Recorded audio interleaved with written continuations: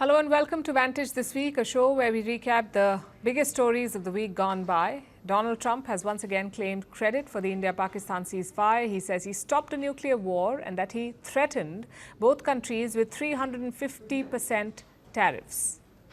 But none of this matched the official record, and India has rejected those claims multiple times. We break it down. We tell you what Trump said and what the facts show. In Bangladesh, a historic and explosive verdict shook Dhaka this week. Former Prime Minister Sheikh Hasina was sentenced to death. We will look at what led to this and what comes next. On Wall Street, markets suffered a major wipeout this week. More than $2.7 trillion were erased from the US stocks. We'll tell you what triggered the rout. And finally, in the Silicon Valley, reports say Tim Cook may step down as Apple CEO, possibly as early as next year. All this and more lined up. Let's get started.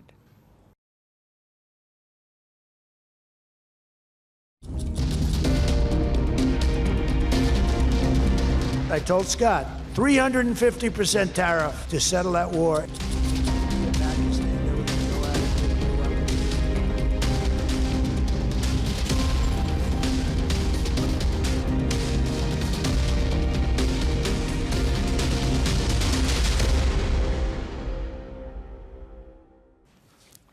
May 10th, that's when India and Pakistan struck a ceasefire.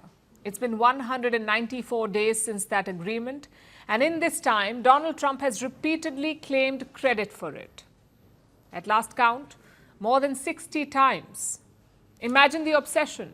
On average, Trump has claimed credit for the ceasefire every 4 days.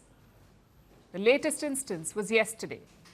President Trump was addressing the US-Saudi Economic Forum.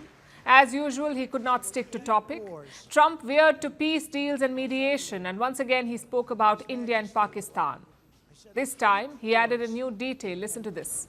Look, India, Pakistan, they were going to go at it, nuclear weapons. They said, that's okay, you can go at it, but I'm putting a 350% tariff on each country. No more trade with the United States. No, you can't do that. I said, I'm going to do it. Come back to me and I'll take it down, but I'm not going to have you guys shooting nuclear weapons at each other, killing millions of people, and having the nuclear dust floating over Los Angeles. I'm not going to do it. I'll tell you what, the Prime Minister of Pakistan called me. Thank you very much. He actually said, I saved millions, and he said it in front of Susie. He said, President Trump saved millions and millions of lives. He doesn't even know that, but he saved millions of lives, and he talks about it. And I got a call from Prime Minister Modi saying, we're done. I said, you're done with what? We're not going to go to war. He said, thank you very much. Let's make a deal. I'll repeat that for you. Trump says he threatened 350% tariffs on India and Pakistan. Now, this is the first time he's making this claim, 350% tariffs. He's talked about trade before. He's talked about nukes. But this 350% tariff is a new detail, and it makes no sense whatsoever. Any tariff over 50% is considered a de facto embargo because at those rates, no one will buy. Anything beyond that is just symbolic. 100%, 200%, 300%, 350%, it's all the same. And Trump did not stop there. Apparently, he was scared of a nuclear fallout. He feared that there could be nuclear dust over Los Angeles. At this point, even geography has filed a complaint. The US West Coast is 13,000 kilometers from India. But who cares about facts? Who cares about reality? We're all living in the multiverse of Donald Trump. Nonetheless, let's set the record straight. The US did not mediate between India and Pakistan. Donald Trump and Prime Minister Modi did not have a phone call. It was J.D. Vance, the US Vice President, who called Indian Prime Minister Narendra Modi. And in that call, no tariff issue was discussed. The Indian government has clarified this multiple times, yet Trump keeps repeating it. And these claims are not being made in a vacuum. They're coming amid crucial trade talks. India and the US are hoping to complete a two-part deal. The first part is to address the tariffs. The second part is to agree to a free trade deal. Right now, Indian goods face 50% tariffs. India wants to bring it down to below 20%. Then they want a larger free trade deal, a deal that will remove more barriers. And to that end, India has made concessions. New Delhi is trying to address one of Donald Trump's biggest complaints, the trade deficit. Trump keeps complaining about the trade deficit. It's over $45 billion. The US buys more from India than it sells to India. This difference, this deficit, is $45 billion. So bilateral trade is in India's favor, and India is trying to balance it. Look at the recent moves. Indian state firms will buy cooking gas from the United States, that too for the first time ever. Plus, India is buying more American weapons. Yesterday, Washington approved a new sale. Javelin missiles worth $45 million and Excalibur projectiles worth $47 million. Put together, it's a $92 million deal. The Javelins are missiles fired from the shoulder. They're used against tanks and fortified enemy positions. India is getting 25 launch units plus 100 Javelin rounds. Next is the Excalibur. It is named after the sword of King Arthur. India is getting 216 Excalibur rounds and some repair services. Fun fact, India already uses these projectiles. We fire them from our existing artillery guns. And you know what's their selling point? Accuracy. These rounds can hit within 2 meters of the target, so they can be lethal without collateral damage. This is what India is getting for $92 million. I know it does not sound like a lot, but look at the larger trajectory. In the year 2007, US-India defense trade was virtually nil. Today, in 2025, it stands at $20 billion, India-US defense trade. Compare that to India's defense trade with Russia. Russia made up 62% of India's arms imports in 2017. 62%. By 2023, they were down to 34%. What do these numbers tell you? That India is diversifying away from Russia and that the US is a crucial part of that diversification. It's an important shift. Until now, this was not an issue. Because you did not have a US president warming up to Pakistan or claiming credit for the India-Pak truce or insisting that he used tariffs to force India's hand. But now you do. With Donald Trump in the White House, this defense relationship becomes very complicated. And yet, India is trying to not get distracted by the rhetoric. India is looking at the long term, whether it's for defense or energy or trade. India sees a partner in the US. Having said that, every country has a red line. Every country loses patience at some point. Let's hope Donald Trump does not cross that.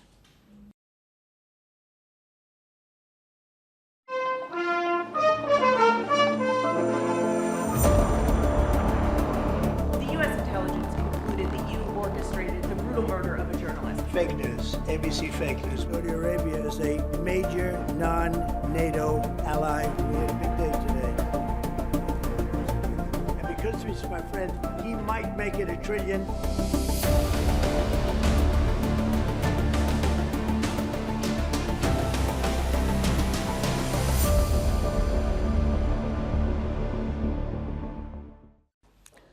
It was a big day for Donald Trump. He was hosting the Crown Prince of Saudi Arabia, Mohammed bin Salman, on his first visit to the United States in 7 years. They've had a special relationship. When Trump became president for the first time, his first foreign trip was to Riyadh. When he became president for the second time, his first foreign trip was again to Riyadh. He shows his love for the kingdom. So when MBS came visiting, Trump was determined to make it a moment. The White House not only rolled out the red carpet, it put on a full-blown show. Marching bands in perfect formation, horses trotting with giant star-spangled flags, cameras flashing like it was Oscar night. All of it for one man, Mohammed bin Salman. Take a look at this.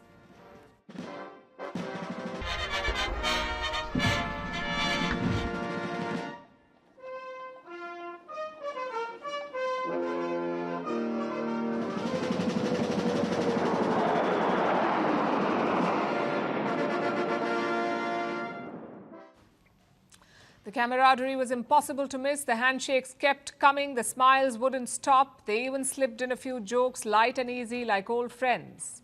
MBS got the VVIP treatment, a private tour of the Presidential Wall of Fame by the President himself.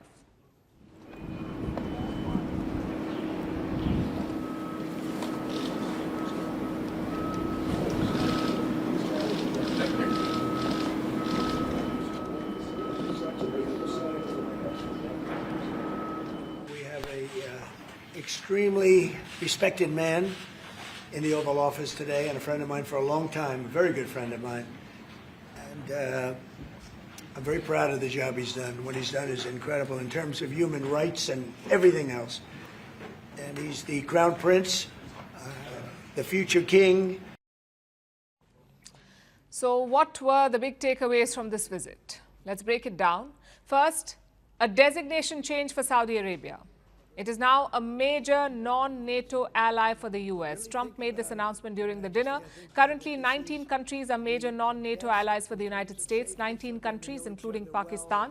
Saudi Arabia is the 20th on the list. It is a symbolic move for sure, but it's also a powerful sign. The US sees Saudi Arabia as a critical security partner. And I'm pleased to announce that we're taking our military cooperation to even greater heights by formally designating Saudi Arabia as a major non-NATO ally, which is something that is very important to them. And I'm just telling you now for the first time because I wanted to keep a little secret for tonight. They also signed a defense deal. The full details are not out, but here's what we can confirm. Saudi Arabia is getting F-35 fighter jets. Trump had already announced it, and with this deal, it looks like Riyadh is finally getting the jets. They'd asked for 48 jets. It remains to be seen how many they get. Takeaway number 2 is investments. That's what this trip was about, money and projects. Riyadh is set to invest $600 billion in the United States. It will create jobs and more resources for US companies, but Trump says it could go up to $1 trillion. Today and tomorrow we're going to announce that we are going to increase that $600 billion to almost $1 trillion of investment, real investment and real opportunity by details in many areas. And the agreement that we are signing today in many areas in technology, in AI, in earth materials, magnet, etc., that will create a lot of investment opportunities. So you are doing that now. You're saying to me now that the $600 billion will be $1 trillion. Definitely, because what we are signing, it will facilitate that. And I like that very much.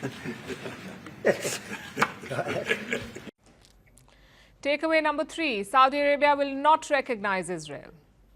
They don't have formal diplomatic ties. Saudi Arabia and Israel, they do not recognize each other. Trump has been trying to change that. Last time he was president, he got 4 Muslim countries to recognize Israel through a deal that's called the Abraham Accords. He wants Saudi Arabia to be next, but the Saudis are not joining the Abraham Accords anytime soon. Trump said they had a good conversation on Israel. MBS hinted at progress, but there's no deal. And this was expected. With the war in Gaza, it's impossible for Riyadh to ditch Palestine and normalize ties with Israel. The Saudi Crown Prince has been very clear about this. He says there should be a real path to Palestinian statehood. Only then will they recognize Israel. Are you going to bring up the Abraham Accords in your discussion? I already brought them up. What did you say? I think I got a positive response. Would you like to respond? yeah, so I'll put you on the spot. yes. I think we're, I don't want to use the word commitment, but we've had a very good talk on the Abraham Accords. We talked about 1 state, 2 state. We talked about a lot of things in a short period of time. Which brings us to takeaway number 4, Jamal Khashoggi. He was a Saudi dissident. In 2018, he was killed in the Saudi embassy in Turkey. Reports say MBS ordered that killing. Western powers shunned him. They turned him into a pariah, but Donald Trump did not care. He defended the Saudi Crown Prince in his first term, and he defended him yesterday. Appropriate, Mr. President, for your family to be doing business in Saudi Arabia while you're president, is that a conflict of interest? And Your Royal Highness, the U.S. intelligence concluded that you orchestrated the brutal murder of a journalist. 9/11 families are furious that you are here in the Oval Office. Who are you with? Why should Americans trust Who are you with? No, who are you with? I'm with ABC News, sir. You with who? ABC News, sir. Fake news. ABC fake news. One of the But the worst. question is One of the legitimate, worst sir. in the business. But I'll answer your question. Yes, everyone needs a friend like Donald Trump who stands by through thick and thin. Technically, the Saudis never abandoned him too. They stood by him even when he was not the president, with investments and projects. that kept coming Trump's way. And it wasn't just Trump who replied to that reporter's question at the White House. MBS too had something to say. Please, you allow me to answer. You know, I feel painful about, the families of 9/11 in America, but, we have to focus on reality. Reality based on CIA documents and based on a lot of documents that Osama bin Laden, he used Saudi people in that event for one main purpose, is to destroy this relation, to destroy the American-Saudi relation. About the journalists, it's really painful to hear, anyone that been losing his life for, no real purpose or not in a legal way. And it's been painful for us in Saudi Arabia. We've did all the right steps of investigation, etc. in Saudi Arabia, and we've improved our system to be sure that nothing happened like that. And it's painful and it's a huge mistake. Which brings us to the last takeaway, and this one is not about the deals or the investment. This is about the camaraderie. Trump clearly likes MBS, and he did not hide the fact at all. Who was the best president for Saudi Arabia? And you could maybe, it's an interesting answer. I don't know. The Roosevelt, who started it, which is a Democrat, and Reagan, he's one of the historical presidents that have close ties with Saudi Arabia. But we've worked with all presidents. Does Trump blow them all away? No, it's another league, Mr. President. That's classic Donald Trump for you. MBS returned the favor at the grand dinner. He thanked Donald Trump for the welcome. He called it a special day. And how people were betting on him wearing a suit. And also, before I come here, someone told me that there is some of the bidding sites that they are bidding on me wearing black suits. And if you bid on me wearing black suits, I'm coming here with the black suits, they're going to get almost 17x. So I want to tell them, sorry, you lose the bet. Maybe next time. So thank you, Mr. President. Thank you. It wasn't just Trump and MBS who made news. There were two other men who stole the headlines. The first was Elon Musk, Trump's BFF turned critic turned cautious supporter again. Musk was at the White House dinner. Trump even tapped his arm when he saw him. So is the bromance back? Well, not so soon. This is at best a thaw. The second person is Cristiano Ronaldo. He plays for the Saudi National League, so he was present at the dinner yesterday. In fact, he took a selfie that is breaking the internet. Basically, this was much more than a state visit. This was a show of power, a show of friendship, and a show of how much the world has changed since 2018. This is a crown prince once shunned by the West. He now gets a red carpet parade in Washington. And between the deals, the designations, the dinner and the selfies, one thing stood out. This relationship is no longer about just oil or weapons or even geopolitics. It's about two men who see the world in a similar way and who are betting that together they can shape the next decade.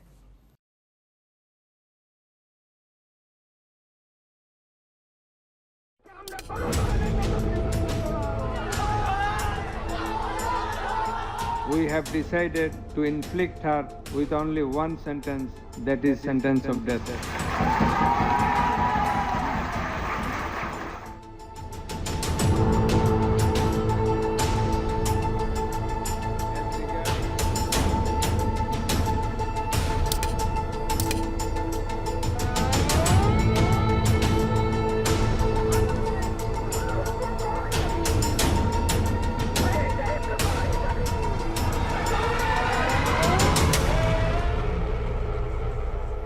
It's a tense Monday in Bangladesh, a day nobody would have seen coming. Not last year, not last decade, not even in the last century. Because today, Sheikh Hasina was sentenced to death.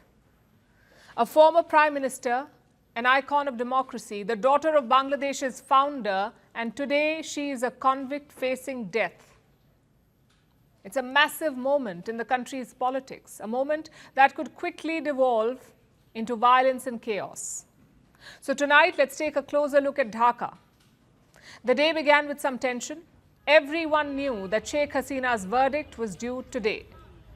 Her case was being heard at a special tribunal. Her charges included mass murder and use of lethal force, basically crimes against humanity. In the morning, Security was beefed up at the tribunal. Several protesters also turned up near Hasina's ancestral house. At one point, even clashes broke out.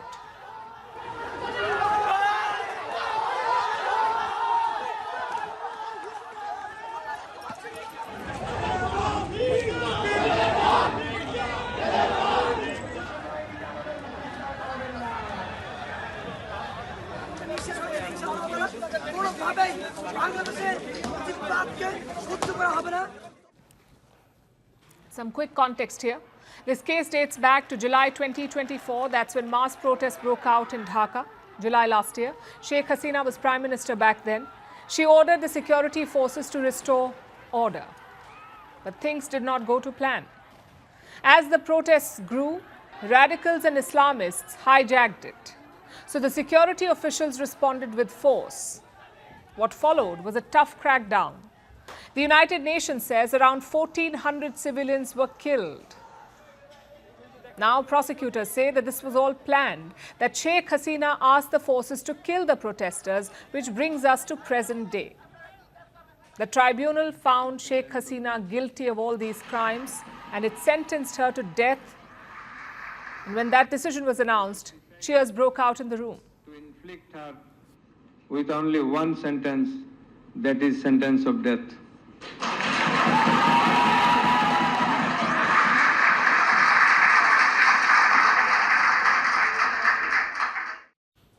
As expected, Sheikh Hasina has rejected the verdict. Let me quote from her statement. The verdicts announced against me have been made by a rigged tribunal established and presided over by an unelected government with no democratic mandate. They are biased and politically motivated.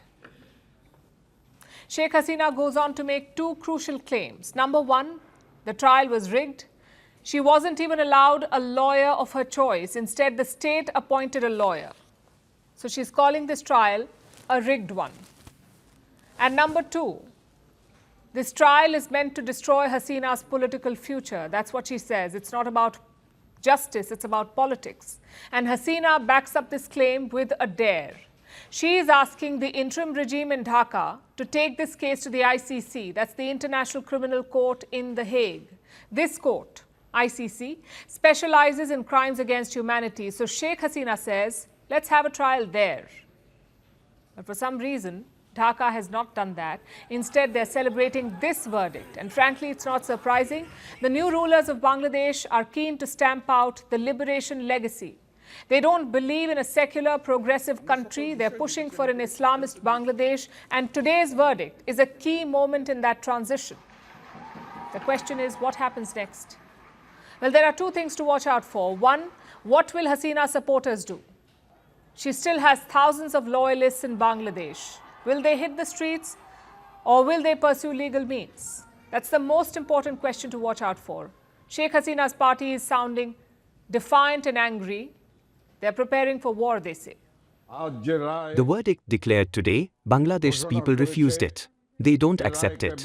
Never will. To protest this verdict, a countrywide shutdown will be effected tomorrow. Our war will continue and get more severe as long as the illegal Yunus government does not step down. Hasina's party has called for a nationwide lockdown tomorrow. There will also be protests. They plan to organize protests from November 19 to 21st. And this is an ominous sign in Bangladesh. This is a country where power resides in the streets. Sheikh Hasina herself used street protests to restore democracy. The same streets forced her to flee in 2024. All indications are that her party wants to mobilize now. They want to protest and fight. Let's see if they can back up all this talk. Secondly, there's a question that concerns India, because that's where Sheikh Hasina is. In India. She's been living somewhere in New Delhi since 2024, since she fled Bangladesh, and Dhaka wants her back. Listen to their statement today. I'm quoting again. We call on the Indian government to immediately hand over these two convicted individuals to the Bangladeshi authorities. This is also an obligation for India under the existing extradition treaty between the two countries. So will India agree? New Delhi has reacted to the verdict. It has simply noted Sheikh Hasina's conviction. India has also promised talks to further democracy in Bangladesh. Nothing at all about extradition in that statement. Now, we do have an extradition treaty with Bangladesh, but that treaty has exceptions. It says India can deny the request on multiple grounds. For example, if the charges are in bad faith. So expect New Delhi to push back. Having said that, this will be a tumultuous period for the region. A lot depends on Sheikh Hasina's party. Can they mobilize to fight this verdict? Or have they run out steam after 15 months of crackdown? We'll be tracking this one closely for you.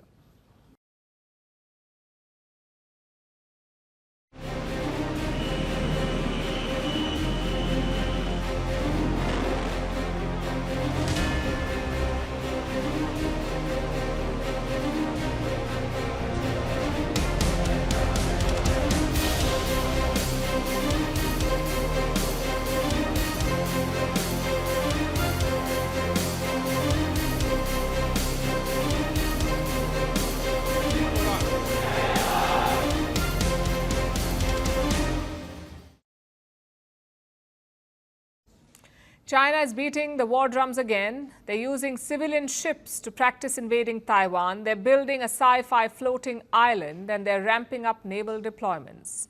All of this has reignited the biggest geopolitical question of this century. Will China invade Taiwan? Let's look at their moves on the ground, or rather at sea. Let me pull up some satellite pictures for you. These were taken throughout this summer. They show the Chinese military practicing how to invade Taiwan. Now, do you notice something off about them? The ships that you see here are not warships. These are civilian vessels. We're talking about your car ferries and cargo ships. More than 100 of them took part in these drills. They practiced landing at a beach in China's Guangdong province. The obvious question is why? Why are civilian vessels part of a drill? We get using Chinese warships to invade Taiwan, but why civilian boats? Well, here's what a former Taiwanese admiral thinks. Yes, is that they are trying to develop a kind of large number of the small amphibious landing ships supported by civilian sector, and during the wartime, they will conduct the multi-point, small amphibious landing operations. That's the obvious theory. If China wants to take over Taiwan, it must land soldiers there. How many? Experts say they will need as many as 1 million soldiers, anywhere between 300,000 to 1 million. That's how many soldiers China must transport to Taiwan. And how many can they transport? Right now, only 20,000. That is where the civilian vessels come in. They can help increase China's landing capacity. They can transport more troops and supplies, and this idea is not new. Civilian boats were used in the Second World War too. Around 800 of them. They rescued British soldiers from Dunkirk. So China's tactics are not unprecedented, but they do signal the intent to invade. And their preparations do not end here, not with these drills. Like I said, China is also building a sci-fi island. Think of it as a moving fortress in the sea. On paper, it's supposed to be a science and research facility, but listen to the specifications. The whole thing will weigh 78,000 tons. That's around the same as China's largest warship, the Fujian carrier. While ships have one hull, this one will have two. It will be mobile and self-sustaining. 238 people can live on this island for 4 months. No resupplies, no outside contact. They will be self-sufficient. And here's the most interesting part. This structure will have special panels on the outside, panels that can repel nuclear shock waves. Intriguing, isn't it? Why do you want to protect a science facility from nuclear blasts? Why has China made it shock-proof? Because their real intentions may have nothing to do with science at all. This is more like an upgrade on aircraft carriers. China can use these floating artificial islands to project power, not immediately though, This island will enter service only in 2028. Which brings us to the question we started with. Is China preparing to invade Taiwan? Well, there are three factors to consider. Number one, the military preparation is not complete yet. China doesn't have enough landing ships to ferry soldiers. Even civilian boats may not be enough. So to invade now is a big risk. Factor number two, while China is preparing, so is the other side. Taiwan is arming itself to mount a defense. This week, the US approved more weapons for Taipei, an air defense system worth $700 million. And it's not just Taiwan. Other US allies in the region are also arming. Japan has announced a $60 billion defense budget. $60 billion. Australia is set to get nuclear submarines, and the Philippines is getting F-16 jets and Indian BrahMos missiles. Now, we don't know if these countries will actively defend Taiwan, but they're certainly arming to mount a challenge. Which brings us to the final factor, and that is the trade risk. You see, China is dependent on global trade. Around 73% of their oil is imported from outside. Around 20% of their GDP is made up of exports. If that trade stops, China's economy will choke. And Xi Jinping knows this. He has secured alternate energy supplies from Russia. He's invested heavily in green energy. He's also trying to build a powerful domestic market. Despite all of this, China cannot survive without trading. If they invade Taiwan now, their global trade may be halted, either through blockades or sanctions. So to answer the first question, it wouldn't be logical for Xi Jinping to invade Taiwan now. But logic often does not dictate such decisions, and the intent to strike at some point is hard to miss.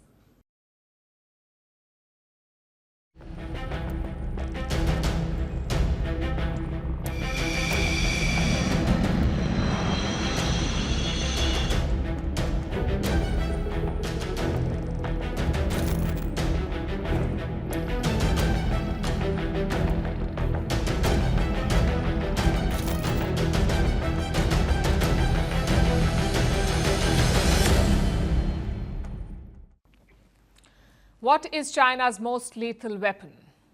You may be thinking about jets like the J-35 or warships like the Fujian, but none of them has ever seen battleground action.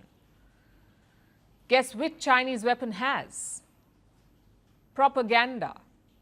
They've used it repeatedly, and they did it this summer too during the India-Pakistan conflict. A new US report reveals how. It's a report by the US-China Economic and Security Review Commission. Every year, this commission prepares a report. It is meant for the US Congress. It is supposed to shape their policies on China. And look at their findings this year. I'm quoting.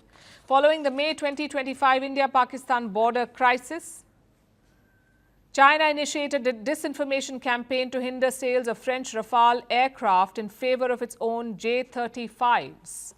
Using fake social media accounts to propagate AI images of supposed debris from the planes that China's weaponry destroyed. Some background now. Pakistan mostly used Chinese weapons against India, jets like the J-10C and missiles like the PL-15. It was a combat debut for all these weapons. None of them had ever seen war. Pakistan was the first to use them.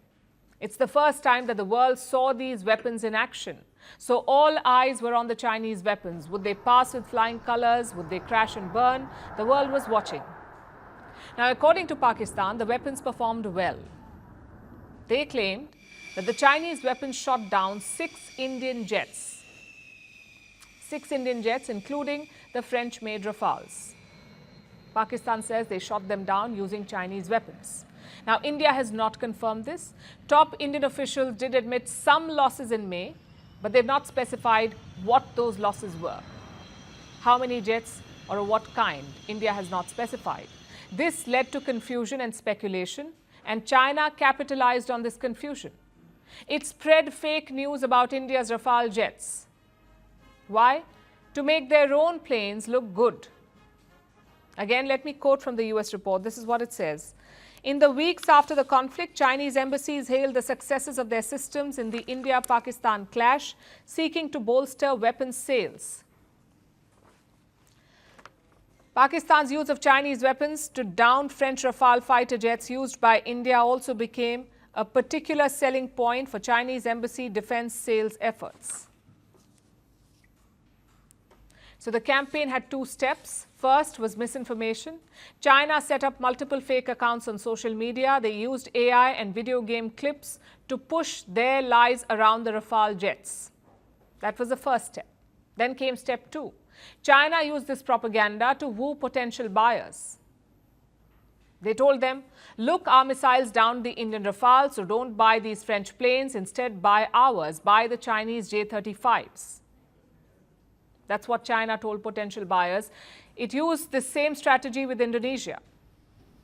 Beijing tried to block Jakarta's purchase of 42 Rafale jets. That deal is still on track. But Indonesia is looking at Chinese planes too, specifically the J-10C fighters, the same planes that Pakistan used against India. Indonesia is considering them. Is this coincidence? I don't think so. The US report also gives its assessment on what happened in May. They say, the Americans are saying, that India lost 3 jets, not 6. And all of them may not have been Rafales. Like I said, India has not detailed its losses. So as things stand, this is just an assessment. The question is, what should we take away from these findings? Frankly, it's not earth-shattering.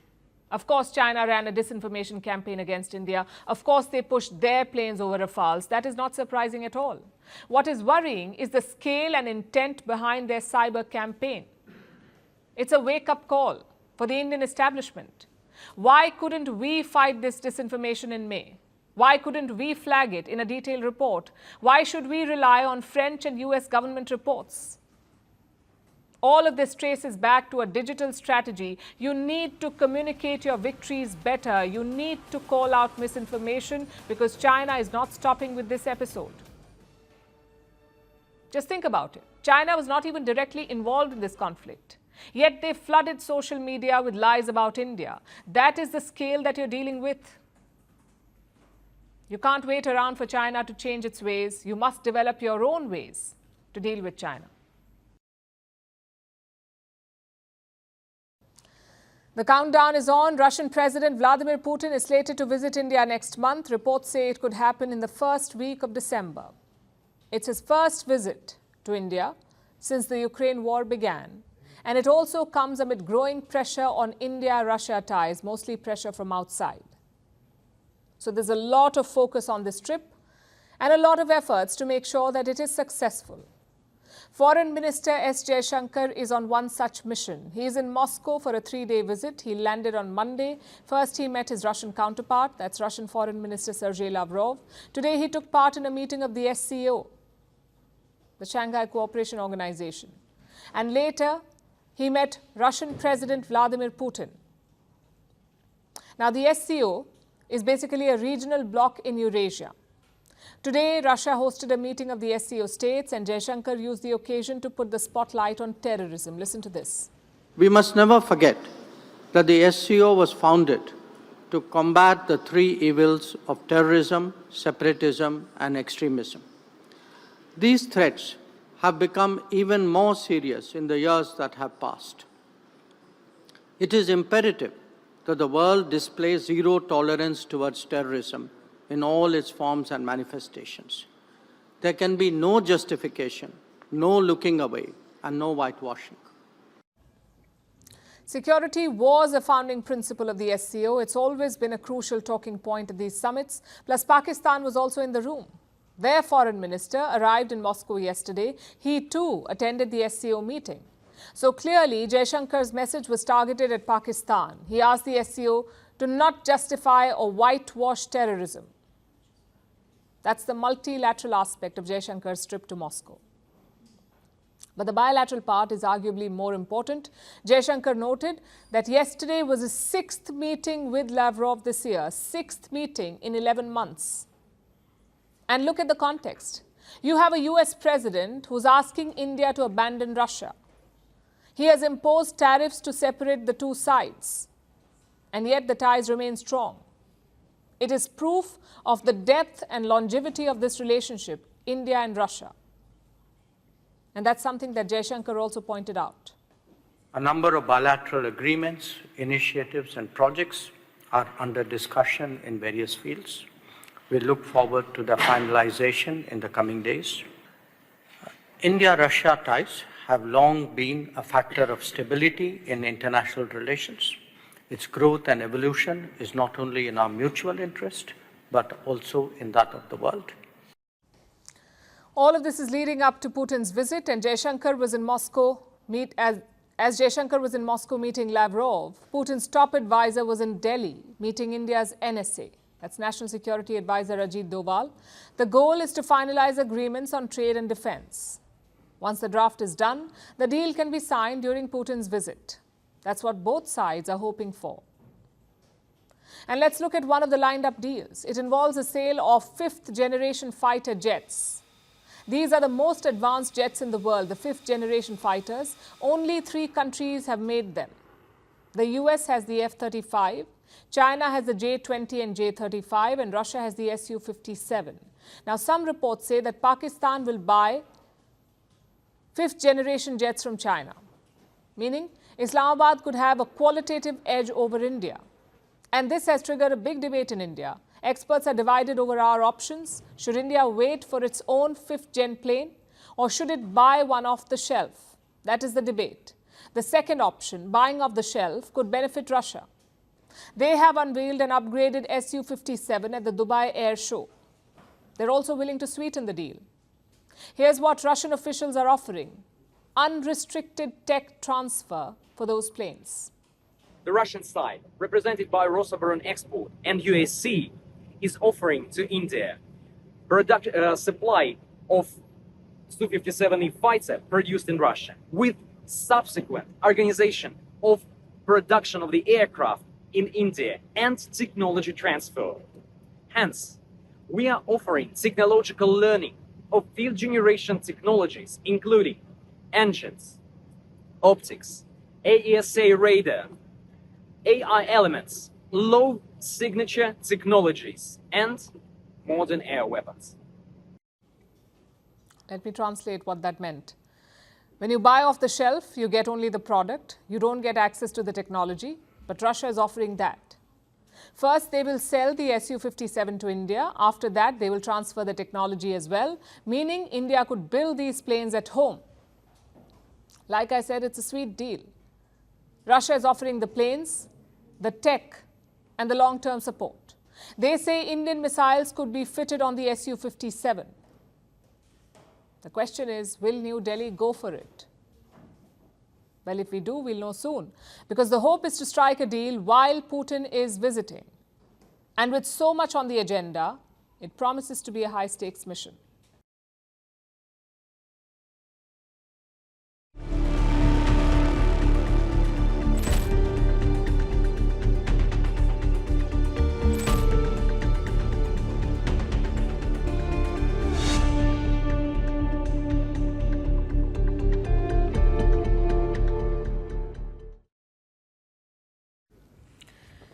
Now let's talk about the American markets. They can't seem to shake off the bearish mood. Yesterday, the US stock market flipped. It rose sharply in the morning and crashed just as fast.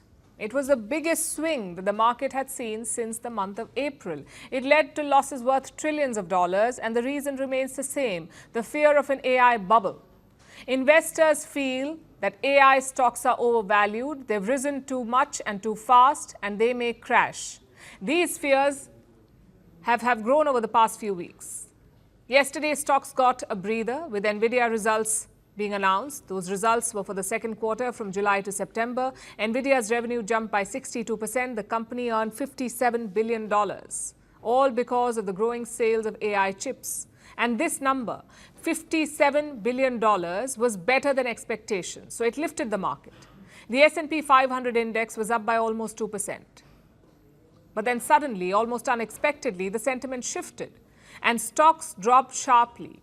At the end of the day's trade, the S&P had lost over $2.7 trillion. That's $2.7 trillion wiped out in one day. So the optimism around NVIDIA's results was short-lived. Here's what one expert has said, and I'm quoting.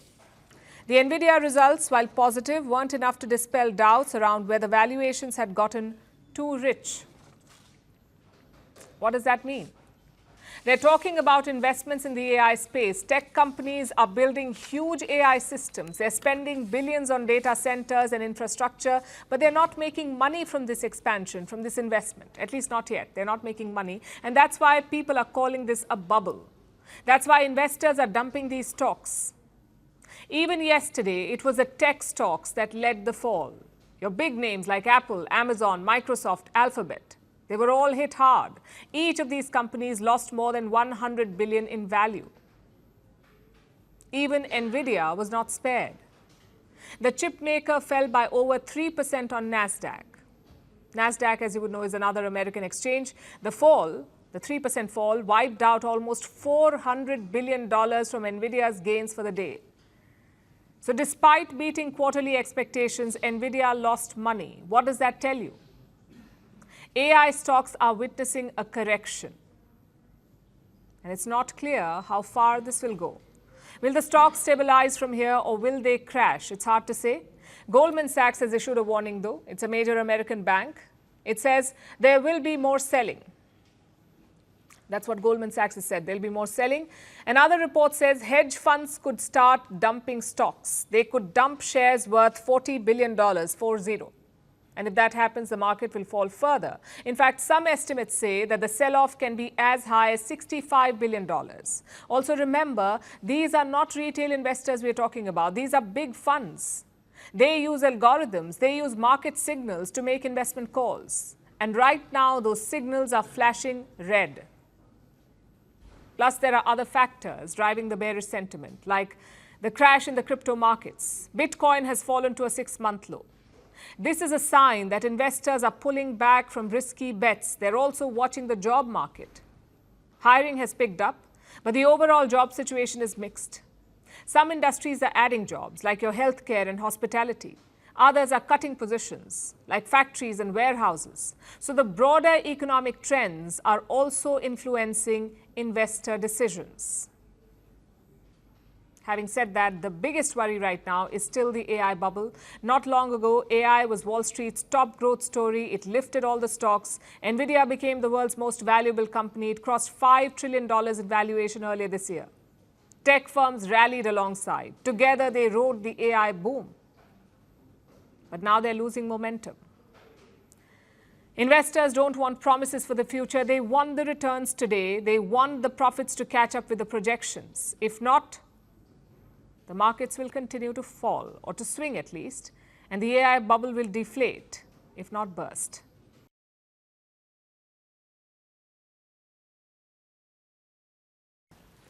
The year was 1998. Tim Cook had a secure job at Compaq. He was getting paid well. He had a good position. It was almost like the dream job.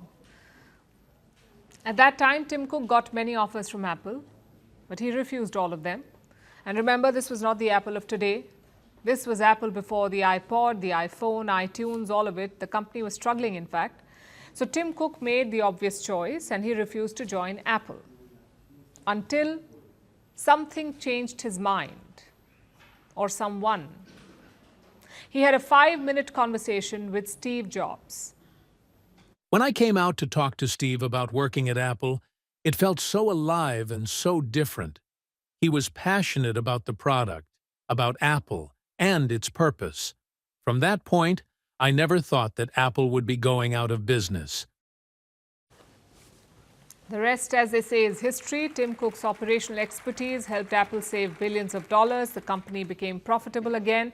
In 2011, Tim Cook became the CEO of Apple. Today, he served at the helm longer than Steve Jobs. But now there is talk of him stepping down. Reports suggest that he could step down as CEO as early as next year. And who will replace him? Well, Apple is planning for the succession. Tim Cook says there are very detailed plans. Chances are it will be an internal candidate. It is not clear who it will be, but reports say the top choice is this guy, John Ternus.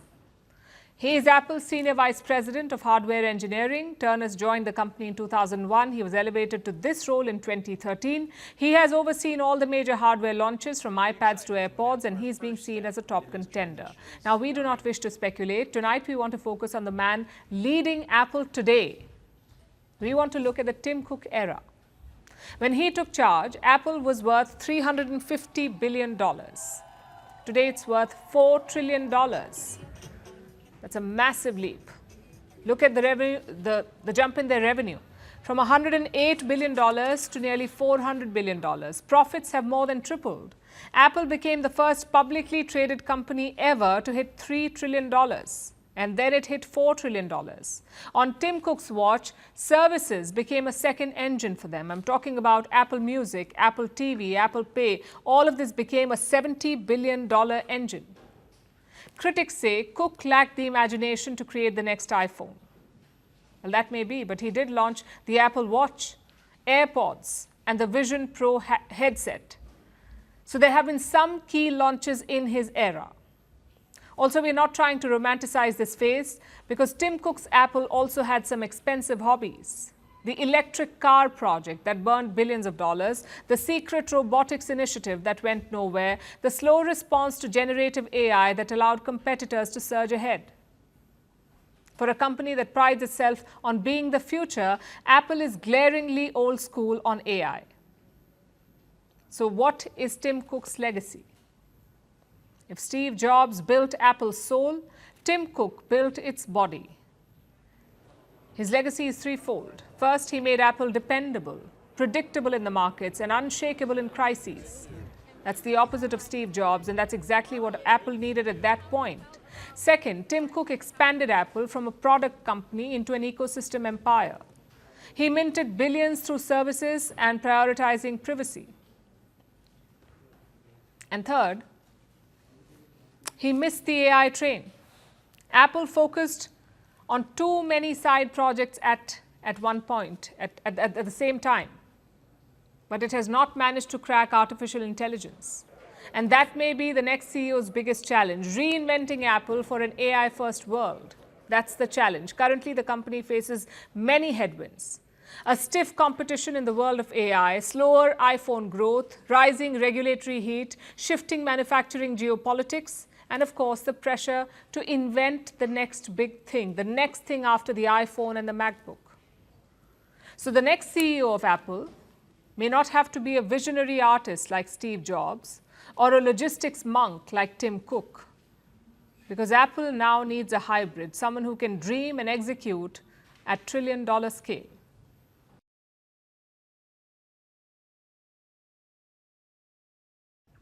Do you know what FOMO means? Of course you do. At this point, everyone probably knows what FOMO means. It's basically become part of the global dictionary right next to selfie and lol. FOMO stands for fear of missing out, F-O-M-O. We've lived with it for a decade now, but here's the thing. FOMO is yesterday's news because there's a new 4-letter acronym taking over the internet.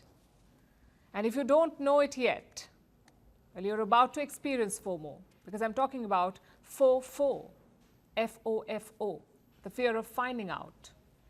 What does it mean? Well, FOFO may sound like a new fun Gen Z term, but it isn't really. Doctors have been seeing this for ages. They didn't call it FOFO, of course, but the behavior has been there. Say you feel unwell, but you refuse to see the doctor, or maybe delay annual checkups like a mammogram or a pap smear. Or say you find a mole, but you're scared that it may end up being something bigger, so you avoid the doctor altogether. That is FOFO, the fear of finding out. And while none of this is medically recommended, it is emotionally very on brand for us humans. And it's not just people with specific anxieties or health fears. FOFO is universal. It does not discriminate. And it has moved beyond medical tests and advice. It's about everything now. You don't check your bank balance, fearing it may be too low. You ignore the engine light on your car. You avoid looking at the flickering light. You see a missed call, but don't call back fearing a difficult conversation. Why? Well, it is 4-4. You don't want to find out what's on the other side. But here's the twist. 4-4 rarely comes alone.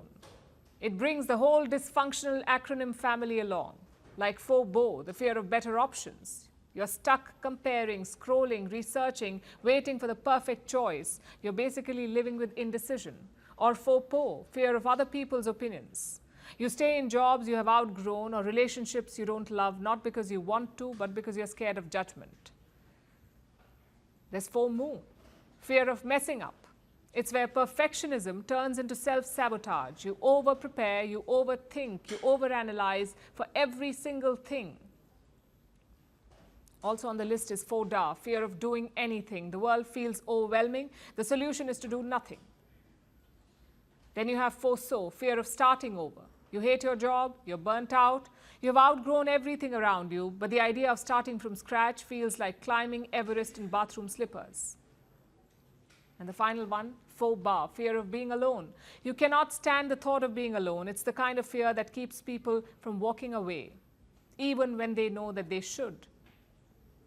But somewhere in this alphabet soup of anxieties, 4-4 sits quietly running the show. Because if you're scared of choosing, or scared of judgment, or scared of failing, or scared of starting, or scared of doing, or scared of being alone, or scared of leveling up, at the core is usually one thing. You're scared of what you will find out. Scared that the truth will force you to grow, change, or confront something. And that is the fear of finding out. Well, here's the inconvenient truth. You can feel FOFO, but you can't live by it, because information, however scary, is power. Not knowing may give you the vibes, but knowing will always give you the choices.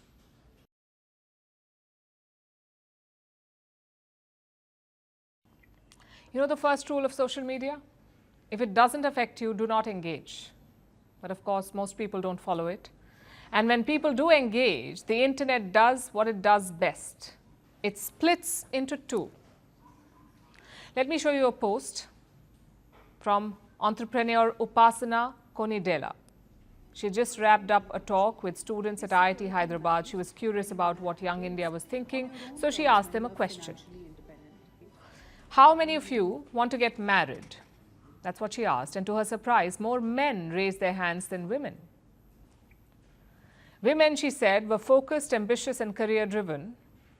She also spoke about freezing eggs, calling it the biggest insurance for women. It can help when they choose to get married and have kids.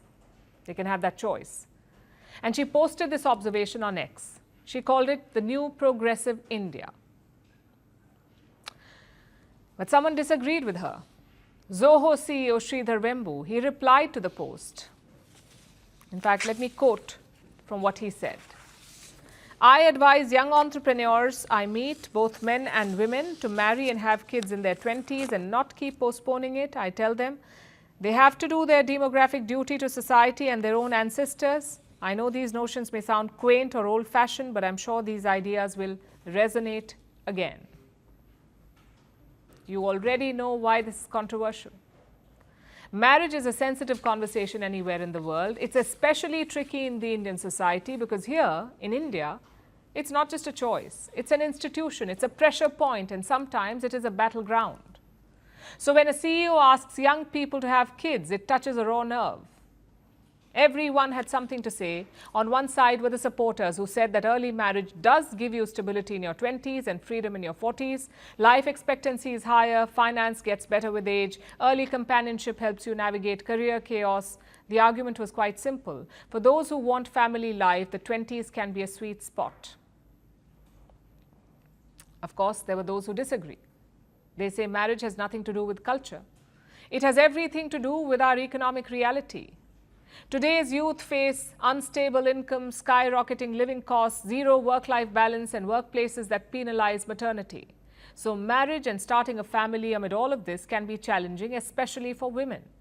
Many fear it could derail their career in a precarious job market. And I guess that's the real issue here. It's not whether Wembu is right or whether Gen Z is selfish or whether late marriage is a Western import. The real question is, what does choice look like in modern India? Because marriage per se is not the villain. Neither is ambition nor culture. The villain is the disconnect between what society expects and what it offers. To the young, marriage may seem like a messy, daunting commitment, but it can also offer stability, companionship, growth, even clarity. Also, marriage is not a deadline. It shouldn't be. It is not an obligation owed to ancestors or GDP charts. If you want to marry at 23, wonderful. If you want to marry at 39, brilliant. If you never want to marry, that is your choice. Because the only right age to marry is the age when you are ready, not when society feels ready on your behalf. So Wembu's post may have touched a nerve today, but it has also put the spotlight on an important debate, a debate that India rarely has.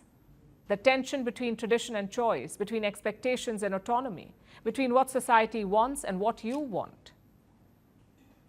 Maybe that's the real takeaway, that every individual deserves the space to shape their own life without scrutiny.